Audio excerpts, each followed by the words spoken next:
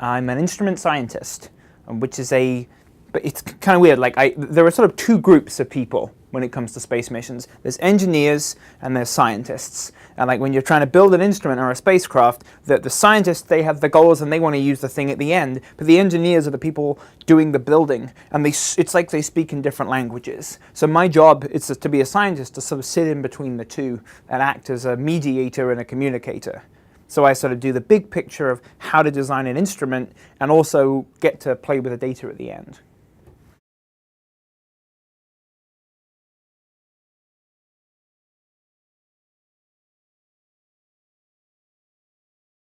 Well, I'm working on the dual electron spectrometer, which is basically, it's part of the fast plasma investigation, and it's measuring, it's kind of like an all-sky camera, but for plasma, for electrons. You know, and the space is not empty, right? It's full of protons and electrons, and that's some of the key science for MMS is going to be measuring these electrons. And so you can think of this instrument like an all-sky camera, but instead of taking pictures, it images electrons.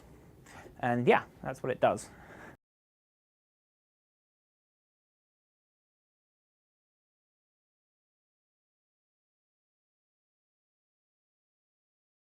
Well, growing up, there's really one great influence in my life. When I was around 4 or 5, I wanted to I knew exactly what job I wanted.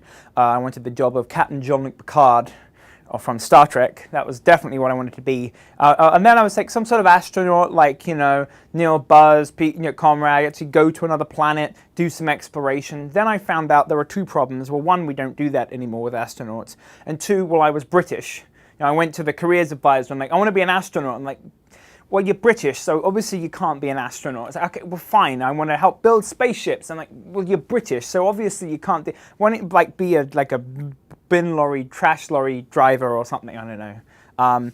But I figured like the next best thing to actually going to another planet or going to space and doing the stuff yourself is to help build an instrument that will actually do it. And because I'm a scientist. I want to do science. So let's build the instrument and work on it, and then you can telecommute. So I telecommute to Venus right now. That's one of the things I do.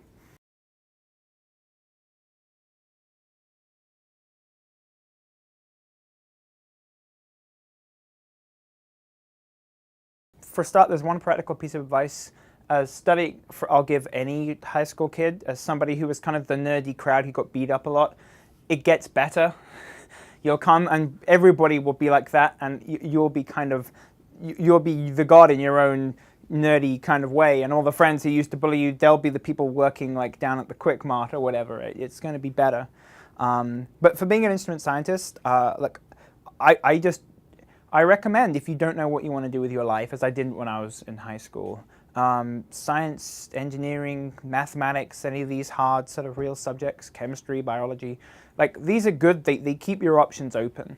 So even if you don't know you want to be a space adventurer or whatever, or do whatever, just these basic sort of subjects, they keep your options open, especially if you're into science. Just physics was a really good path to take. And then you can, because it's such an open path, you can work out the fine detail of what you want to do later.